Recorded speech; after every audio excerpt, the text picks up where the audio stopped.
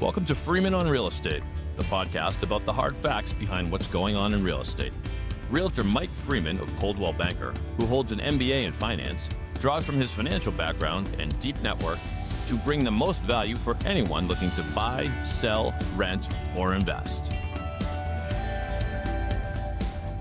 Hello, everyone. Welcome back to Freeman on Real Estate. This is David Yaz, the Boston Podcast Network in our Westwood, Mass. Studios. Here again with, of course, Realtor Mike Freeman. Mike, it's been a little while. How are you? Yeah, it has. I guess the last time was summer, and we needed the AC, and now it's, it's a little more comfortable out there, right? A little bit, yeah. Crisp in the air. I know you must have an extra lilt in your step because I know you're a big New England Patriots fan. And great. Happy days are here again, at least for the moment. Yeah, first place. Can you believe it? It's not like it's been 2 games; it's been 6. So. I know. Yeah, so I've been good. Good beginning to the fall. How about you? Yeah, not bad. Still kicking. You know what? My kids are happy and healthy. The end. Right? There you go. That's all you need. Yep. As we do, we welcome professionals to this pod, ones that are trusted advisors or trusted professionals in whatever they do. And I know Mike has another great one here today. So without further ado, would you like to introduce our guest, Mike? Yeah, so I'm really looking forward to this conversation I'll be having with Nancy Levine from Mortgage Equity Partners. So welcome, Nancy. Thank you so much. Great to have you here. Anyway, so Nancy and I are part of the same networking group, just for full disclosure, at the Neponset River Regional Chamber in Norwood. So I've had a couple of other people on this show who are from that group. If anyone is looking for a networking group, we have a fantastic group, and either Nancy or I would love to talk to you about it. So, Nancy, we've known each other for a while now, and we've done a bunch of deals together. Yes, we have.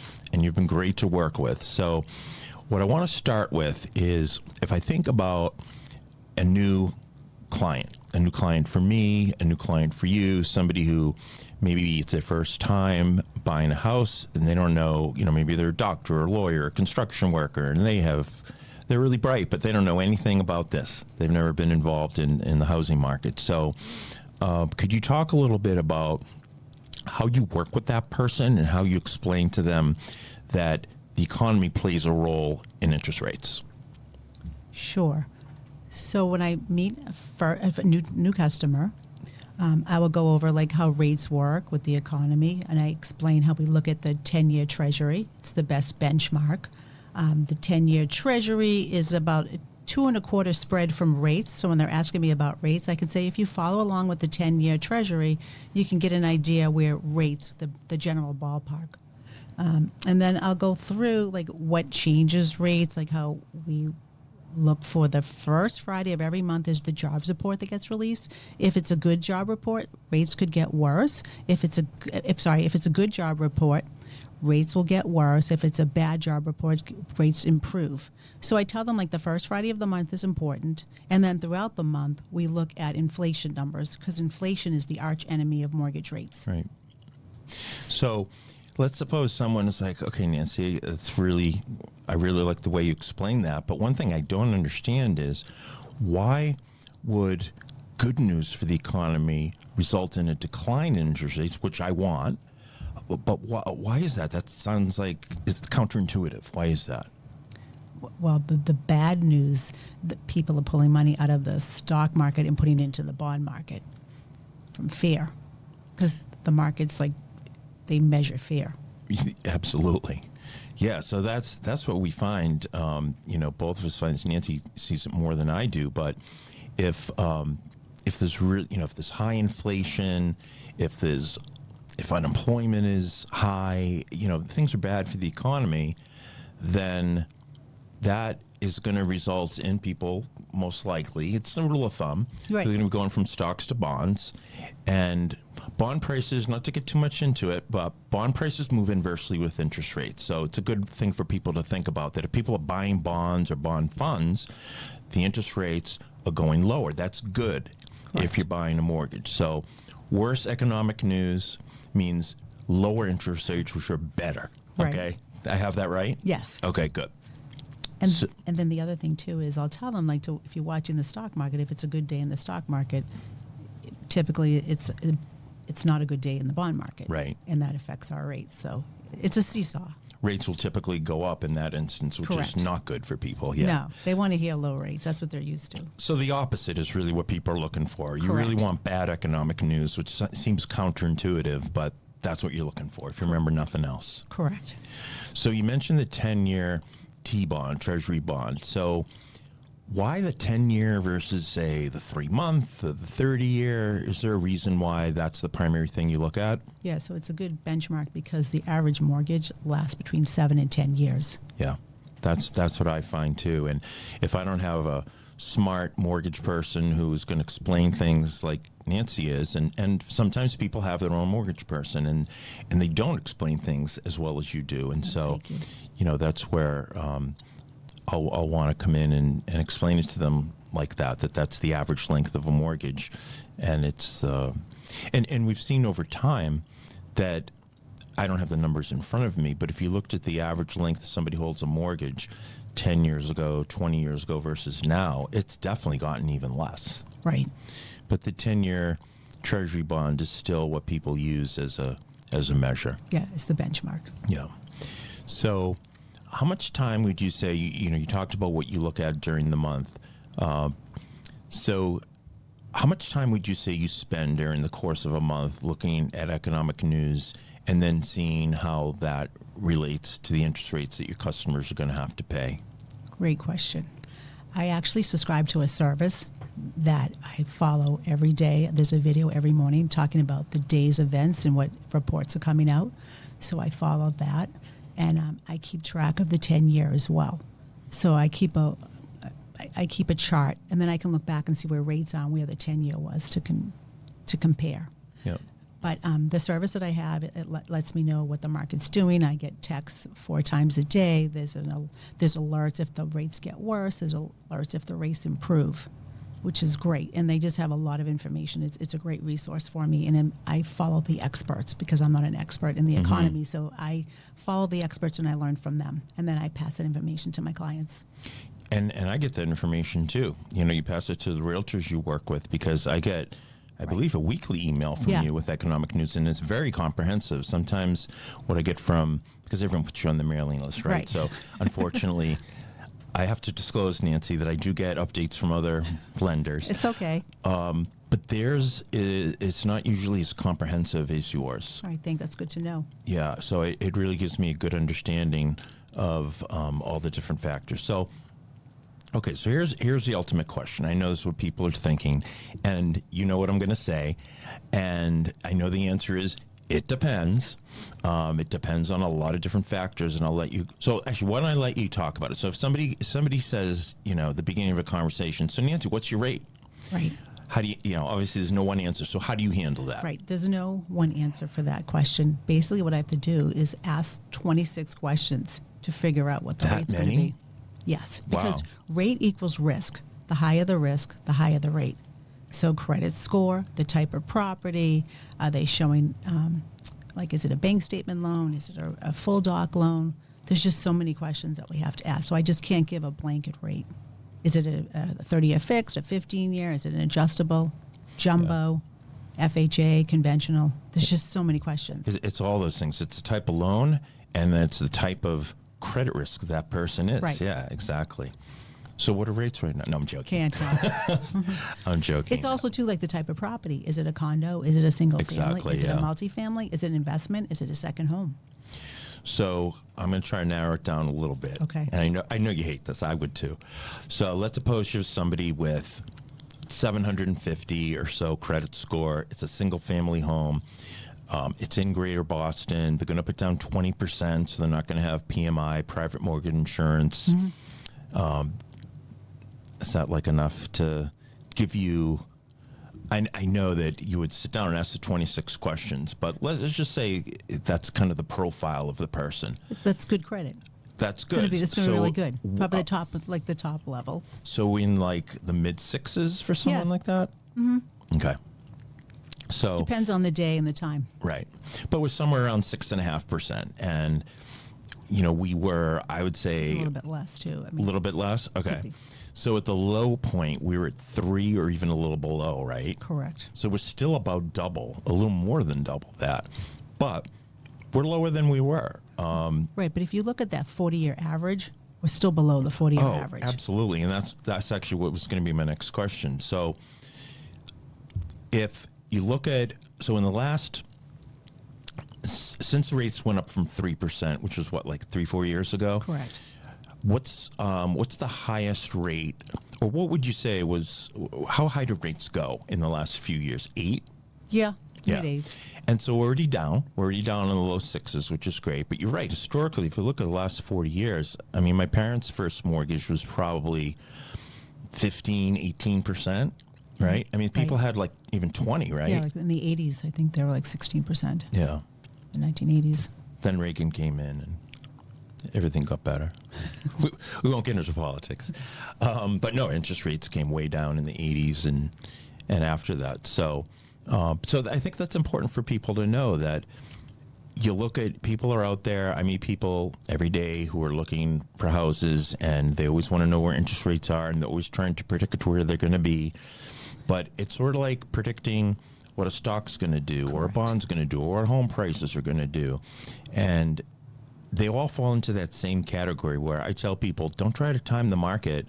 Don't try to be smarter than everybody else and think that you can, you have a crystal ball and you can figure out. Nobody knows. Nobody knows. We don't know if a year from now rates are going to be 8 or if they're going to be 5. Right. We just look to see what the experts are predicting and see what they think. Yeah, the so-called experts, right? The so-called experts. But then the other thing that I do as well with the rates is that I just try to show payments. I take that rate and I show, this is what the payment looks like. Yeah. So that's more concrete. They can understand, like, oh, that's what my monthly payment's going to be. Exactly. That is a much better way for people to think about it, because a rate alone, what does that tell them? And one thing that I do, and I'm going to give Nancy credit here. So a lot of my customers know that I've created a financial model that helps them understand, if they're looking to buy and sell at the same time, it allows them to very quickly and simply look at the major factors and determine what the results are, what can they afford. And one thing that Nancy really helped with is closing costs. So I'm like, okay, how much is title insurance? I don't know. I mean, I know about what an attorney charges, but Right. there's some things that are formulas. Correct. So, so let's just talk about one. Okay. Okay, so talk about title insurance, and because that's one of the that's probably the most expensive one, right? Right. So if you're buying a home, you're most like there's title. Well, why don't I let you talk about it? Go so ahead. there's lender's title insurance and owner's title insurance. Lenders you have to have. Owners is optional, but it's really good to have it. Right. Protects the customer. And how much does this cost them? So there's a formula. Did you want me to tell you the formula? I mean, yeah. Okay. So it's like so many dollars per thousand, it's like right? $4 per thousand. Because if they're doing a simultaneous policy, they're getting lenders and owners. It's like you take 4% of the purchase price, add $175, and then for the lenders, you take the loan amount times by like 2.65%, and then you subtract that from the original number I told you. So the typical person, ballpark, is looking $2,000 or $3,000 in title insurance. Is that right? Yeah, because I'm just trying to think. I just had a loan that closed as a $600,000 purchase price, 3.5% down, and the title insurance is probably like a little under $2,000. Yeah. So that's what I want people to come away with is, since that's your biggest closing cost, it's bigger than your attorneys, your recording fees, a lot of other things. $2,000 to $3,000 is the typical amount, and then you have to figure out as a buyer, how do you want to pay for that? And we won't get into it here, but there's all different options. But it's not free to buy a house. It costs money. It's expensive. A lot of people think it's just the cost of the house and how much money you're putting down, but it's a lot more than that. Right, and other fees keep going up as too. Every year goes by, Yes. the fees get a little bit higher. They do.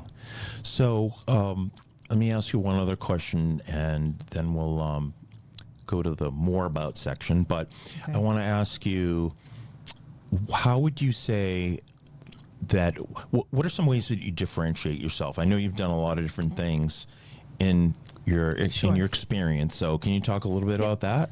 So what I always tell people, I can't control the rates, but I can control how I operate. And I always try to get back to people as soon as possible. I try to give them a clear, concise information so they understand what's going on. I always let them know that I'm always a phone call away, that if I tell them something, if they're not going to remember it, they can ask me 20 times because I work with this every day and they don't. So they really appreciate that. I also try to write out information and make everything clear, just so they can follow along as well. I'll always follow up with information so they can look at it, review it, and call me. And how about the different things that you've done in the business over your career and how that's benefited you? So I've been in the business for 33 years. The first 10 years I was in operations. So I was closing. I worked in the escrow department. I was a processor, a junior underwriter, a sales assistant. So I know how everything works from top to bottom. So when I take an application, I actually know really like the whole industry of what the underwriters are looking for. I pretty much know a really full good application. And that's exactly what I was thinking. And one of the advantages that I have found in working with you, like knowing the entire process and all the different areas of applying for a mortgage, and the fact that you've been in operations and now you're in sales for 20 years. Yeah, I mean, it really helps because you have that broad-based knowledge that a lot of people don't. A lot of people don't understand how the back office works, how operates, but it's important. It's very important, and it makes it easier that the inside staff appreciate what I do. Yeah. And what about your company, Mortgage Equity Partners? I'll give you a little bit of time to give them a commercial. So what do you like about your company? They're a great company to work for. Yeah. The people are great. They care about the loan officers. It's just a great company. They give us a lot of tools that we can use to help us grow our business. Okay, great. Okay, well, I think at this point, I will pass it back to Dave to do the more about section. Yes, let's get into it. It's more about Mike. It's also more about the guest. More about Mike. More about Mike. More about Mike. More about Mike, but also more about Nancy. So we're going to spin the wheel and come up with a question. All right. And today's question is, if you had a time machine, what would you do with it? If you had a time machine, what would you do with it? So you can go back in time. You can go forward in time, far back or as far forward as you like. Nancy, you're the guest. Would you like to go first? Sure. Okay. So with the time machine, I think I would like to go back. I think I like to go back when I was a kid. Mm-hmm. It was just fun, just very innocent times and fun times. Also, a lot of my relatives have now passed away, and I would just love to see them again and to be with them in family parties. And I just miss all of that. It's hard as you get older when you lose people. Of course. Where did you grow up? In Canton. Okay, I grew up in Sharon, right, close by, right neighbors. across. Yes, Yeah. exactly. A lot of fond memories of going up to Cobb's Corner, and Yep. I don't know. I'm trying to remember what we might remember fondly from Cobb's I Corner. remember like the candy store. Yeah. Candy Delight. Candy Delight. Yeah. Candy was great. The place was like a dream. The guy who ran it was a little bit of a jerk, I remember, but whatever. What about the bowling alley? We had a bowling alley. Yeah, Canton Lanes. Yep. Yeah. Used to go There was there. a Burger King next to it there for a little while. There was. It was a big deal when Burger King moved in there, I remember. Because of the McDonald's? No, just because there wasn't a McDonald's at the time. Yeah, there I don't wasn't think McDonald's, so. no. Right, but I don't know. We felt honored that a Burger King was so close to where we lived. Well, that's a nice thought. We need now the time machine. Technically, if we're doing the DeLorean and Back to the Future and the time machine, you'd be going back. You could talk to your relatives, but it would be you from 2025. That's now, pretty cool. would you like to be you from 19 whatever? No, I think now, today. Okay. Because you know so much more. Okay. Yeah, that would be cool. And you can Yeah. impress people. And then, like Yeah. Mike, I could go back and find young Mike Freeman and tell you the winners of all the World Series from, 1978 to 2025. With the sports almanac? Yeah, exactly. We don't want to Sports almanac? we don't want to go all biff on us. Yeah. All right. We've waited long enough to hear Mike's answer to this question. What are you going to do with the time machine?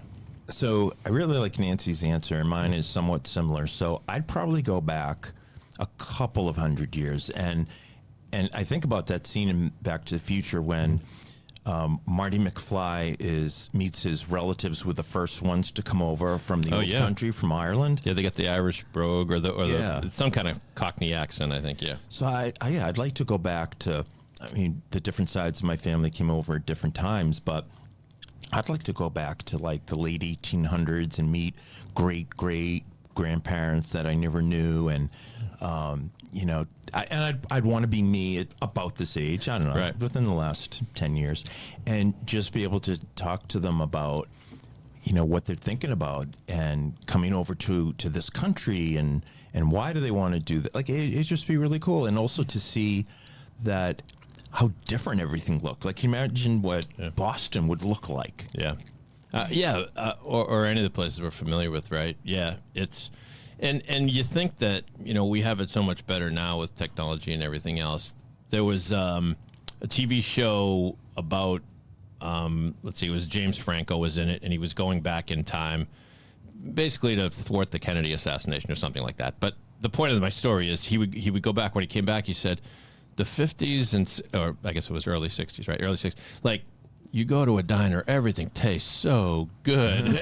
And I thought about it. I'm like, yeah, that's probably right, because they didn't there weren't as many preservatives, so they had to serve everything fresh. So yeah, how'd you like to go back and get like a nice, burger and fries in a soda pop, or a shake or something at the local, Brigham's or something. Yeah, pretty cool. For the fraps. Right. Yeah, but yeah, I could see you going back to the 1800s and finding out. Grandpappy, Fillmore Freeman, who's like he's in real estate, but he's selling like log cabins and stuff. Yeah, exactly. That's awesome. Exactly. Yeah. Well, terrific answers for both you on more about Mike. And Nancy, could you tell our listeners how they could get in touch with you if they want to learn more about what you do? Sure. My contact information, again, Nancy Levine. My cell phone is 781-608-7220, or my email, nlevine@meploans.com. Very good. And Mike, please remind our listeners once again how they get in touch with you. Sure. So my phone is 617-759-1513. Email mike.freeman@nemoves.com. And also you can check out my website, mikefreemanhomes.com.